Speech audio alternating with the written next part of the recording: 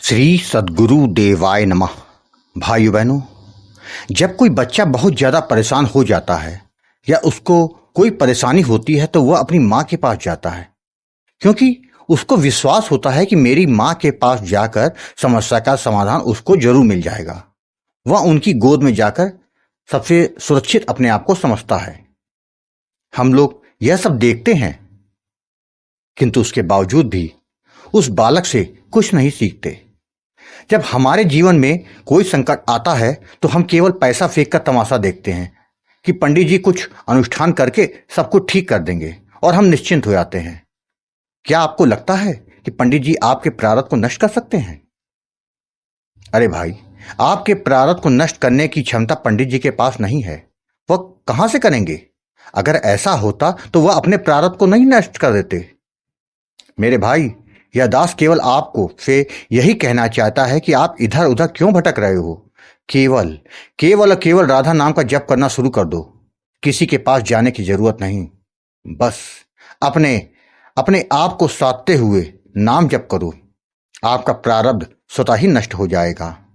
उसके लिए आपको और कुछ नहीं करना। भाव और विश्वास के साथ किया गया नाम जप कभी भी विफल नहीं होने देता। वह आपके पाप कर्मों को नष्ट कर देता है, जिससे आपके संकट अपने आप समाप्त हो जाते हैं और आपका भाग्योदय हो जाता है। निरंतर नाम जप से राधा रानी और ठाकुर जी की कृपा के साथ उनके दर्शन करने का भी सौभाग्य भी मिल जाता है। बस यह सब आपके ऊपर निर्भर करता है कि मन लगे चाहे ना लगे, किंतु आपका नाम जप कभी बंद नहीं होना चाहिए। जितना ज्यादा से ज्यादा नाम जप होएगा उतना आपका कल्याण होगा। आज जो यह दास को आपको कथा सुनाने जा रहा है वह राजस्थान से समीर जी ने भेजी है, जिसको सुनकर आपको करुणामयी राधा रानी की कृपा का पता चल जाएगा। इस कथा को पूरा जानने के लिए इस वीडियो को आखिर तक अवश्य देखिएगा। इसके साथ ही यदि आप राम नाम के प्रताप से जुड़ी सत्य कथा का आनंद लेना चाहते हैं तो हमारे दूसरे चैनल गोकुल भवन अयोध्या को जरूर देखें। समीर जी ने बताया कि गुरुजी, मेरा नाम समीर है। मैं राजस्थान का रहने वाला हूं। मेरे जीवन में आज जो कुछ हो रहा है वह सभी कुछ राधा नाम के जप का ही तो प्रताप है। मेरा तो जीवन ही नष्ट हो रहा था, किंतु आज सब कुछ अच्छा हो गया। मेरा तो पूरा जीवन ही बदल गया। गुरुजी, जिसके लिए आपको मैं कोटि कोटि प्रणाम करता हूं। गुरुजी, मेरे परिवार में मैं और मेरी माताजी थी। मेरे पिताजी की बचपन में ही उनका देहांत हो गया था। मेरी माँ ने बड़ी मुश्किल से मुझे पाल पोस कर बड़ा किया। मेरे चाचा ने पूरी खेती पर कब्जा कर लिया और हमको हमारे पैतृक घर से भी निकाल दिया था। मेरी माँ मुझे अपने साथ अपने मैके लेकर आ गई और मुझको वहीं रख के उन्हें पाला पोसा। माँ की तपस्या का फल है कि आज मैं एक इंजीनियर हूं और मल्टीनेशनल कंपनी में कार्य करता हूं। मैं जिस कंपनी में कार्य करता हूं वहां पर मैं एक लड़की से प्रेम करने लगा। वह भी मुझे प्रेम करती थी। हमारा प्रेम, हम लोग जब भी छुट्टी होती घूमने फिरने चले जाते, किंतु मैं उससे शादी करना चाहता था, लेकिन उसके घर वाले शादी के लिए तैयार नहीं हुए थे। मैंने उनके घर वालों को बहुत समझाया कि हमें कुछ नहीं चाहिए, किंतु पता नहीं क्यों वो तैयार नहीं हो रहे थे, जबकि हम एक ही जाति के थे। इन सभी के बावजूद भी हम लोग शादी करना चाहते थे, किंतु बिना घर वालों की मर्जी से नहीं करना चाहते थे। समय धीरे धीरे गुजरता जा रहा था। उसके घर वाले उसकी शादी के लिए लड़का देखने लग गए। वह भी परेशान थी, मैं भी। मेरी समझ में भी कुछ नहीं आ रहा था कि अब हम बिना एक दूसरे के कैसे जिएंगे। हम एक दूसरे से बहुत प्रेम करते थे। एक दिन की बात है, मेरे एक सहयोगी साथी ने बातों बातों में कहा कि मेरे गुरुजी से एक बार बात कर लो, शायद तुम्हारी समस्या का समाधान हो जाए। मैंने कहा कि इस मामले में वह हमारी क्या मदद करेंगे। जिसके बाद उसने गोकुल भवन अयोध्या और अच्युत प्रभात के वीडियो दिखाए। उन वीडियो को देखने के बाद मुझे लगा कि क्या वाकई नाम में इतनी शक्ति है कि वह कुछ भी करने में सक्षम है, अनहोनी को होनी में कर सकता है। जिसके बाद गुरुजी, मैंने आपको फोन किया और आपको सारी बात बताई। तो गुरुजी, आपने समझाया कि हमारे जीवन में जो कुछ होता है वह प्रारब्ध के कारण होता है। पुण्य कर्मों से सुख मिलता है और पाप कर्मों से दुख मिलता है। यही कारण है कि बचपन से अभी तक आपको और माता जी को कष्ट उठाना पड़ा। आपने कहा कि नाम दान दे रहा हूं, जैसा बता रहा हूं वैसा करेंगे तो कल्याण होगा। आपके लिए जो अच्छा होगा नाम महाराज वही करेंगे। अगर लड़की भविष्य के लिए अच्छी होगी तभी शादी होगी, वरना शादी नहीं होगी, आप चाहे कुछ भी कर लें।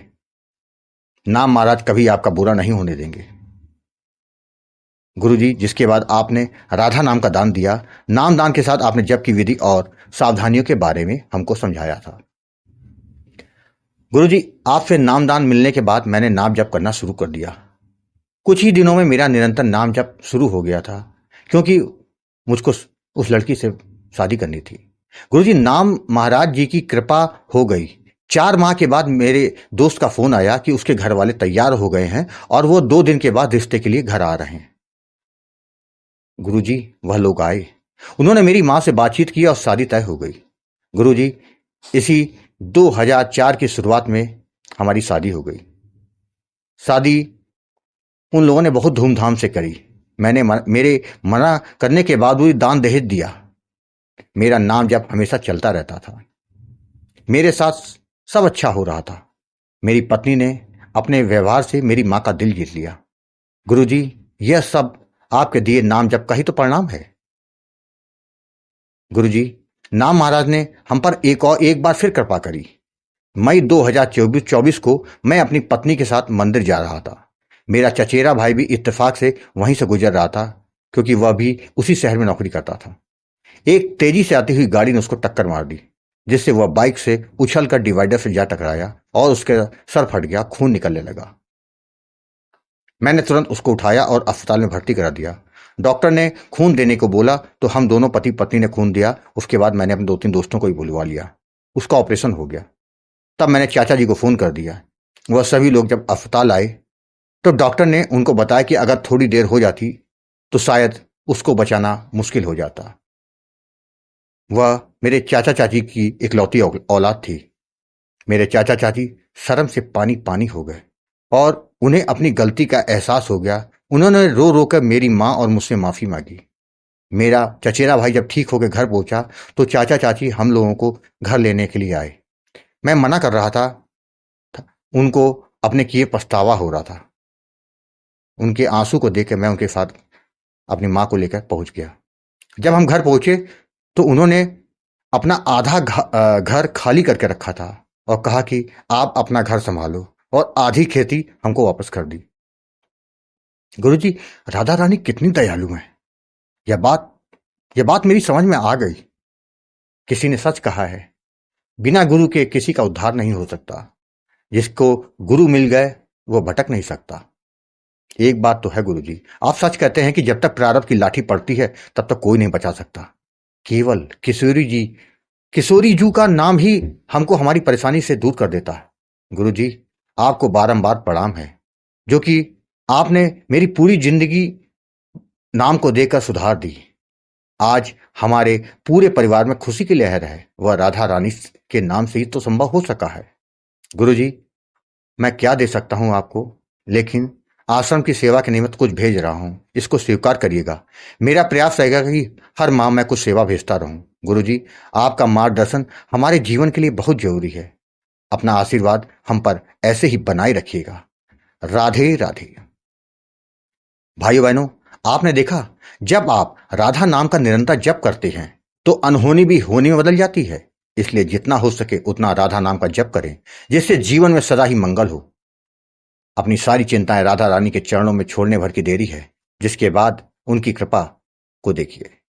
आपको यदि यह कथा पसंद आई हो तो कमेंट में राधे राधे लिखना मत भूलिएगा।